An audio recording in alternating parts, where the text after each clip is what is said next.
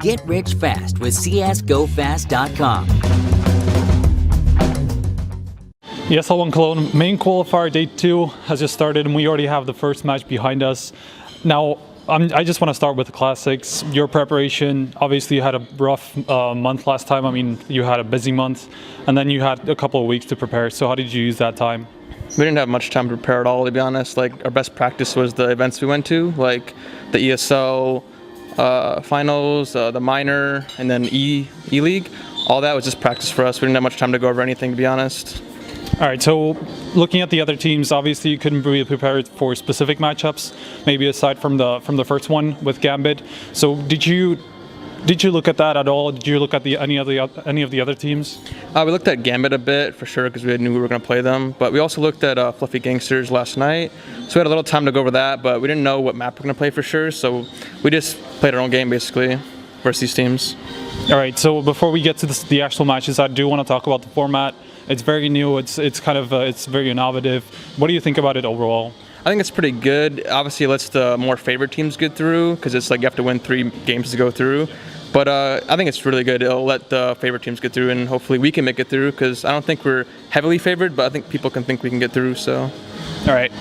So, getting into the first match with Gambit, before you lost, I actually wanted to ask if you think people picking Cobble against you or leaving Cobble in was a mistake from them, but in the end you kind of lost and you were quite a lot ahead. So what happened in that match on the second side especially? I mean, Cobble is obviously one of our best maps. It's always been our best maps, but I think in that game we pretty much choked, obviously.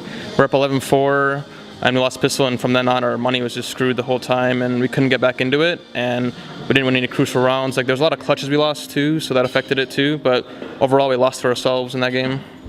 All right, so the second match that was obviously just right now. You actually banned Cobble last, I think. So was that because of yesterday, or was it just you weren't confident on it? I'm not too sure because I don't do the vetoes. Daps does it, but I'm pretty sure it's because we're more confident on train. If you look at our past train matches, we always play really good. Like at the minor, we 16-1. Both the teams we played on it. We beat Tempo Storm on it. We played G2 really close on it at E-League. So obviously it's one of our best maps. So you did say that you were kind of preparing for Fluffy Gangsters yesterday. So what did you kind of look at? What did you take from that away? Well, we did a mock veto, and we figured we'd probably get them on train or Cobble. So we looked at a couple demos of them on both those maps and just got a basic idea of how they play. So looking at the other teams again, who do you see as your biggest opponents? I've asked this before.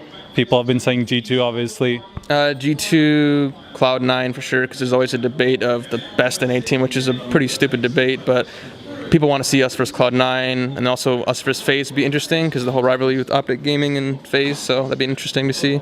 All right, thank you very much. Do you have maybe any last words, shout-outs? No shout-outs, just thanks for the interview. All right, thank you as well. We are going to come back in the coming hours with more interviews, so stay tuned to HLTV.org.